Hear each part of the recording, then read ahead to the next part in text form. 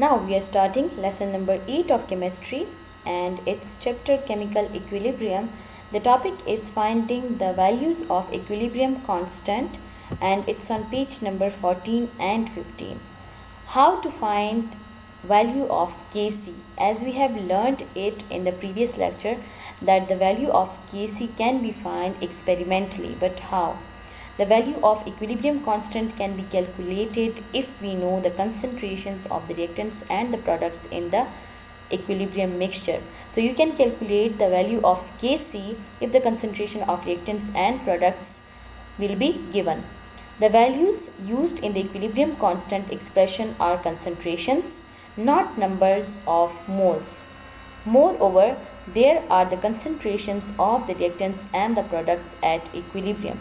Means the concentration reactants and products will be given at equilibrium state, and you can then put the values in the chemical equilibrium expression and you can find out its equilibrium constant, value of equilibrium constant or value of Kc. This is example through which you can understand how to calculate value of Kc. In the equilibrium mixture, the concentration of hydrogen and iodine is 0.04 moles per decimeter cube. Means concentration of hydrogen is 0.04 moles per decimeter cube and also of iodine 0.04 moles per decimeter cube each, while that of hydrogen iodide is 0.08 moles per decimeter cube. Find Kc of the following reaction.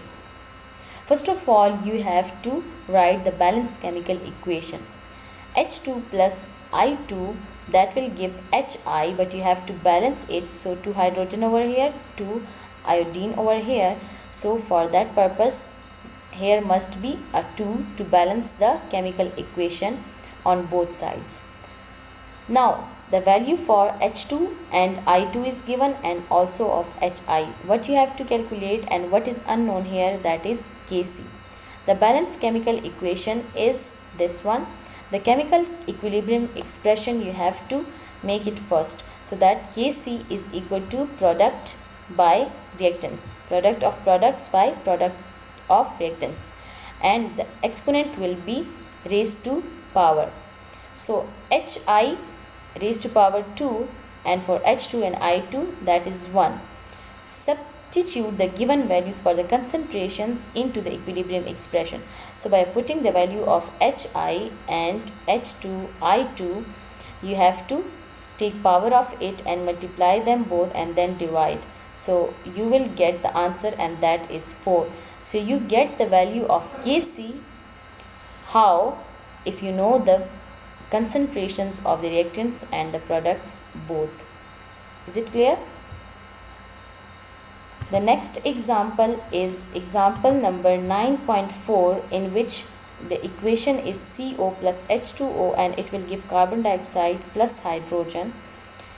So I am directly showing you that you have to first put the data. You have to first make the data like the given data, that is for CO, H2O, CO2 and H2. That will be given in the question.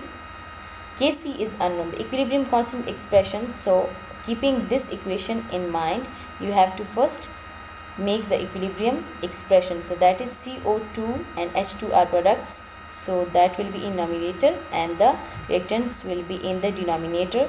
Now the values are given, just put that values in the square brackets.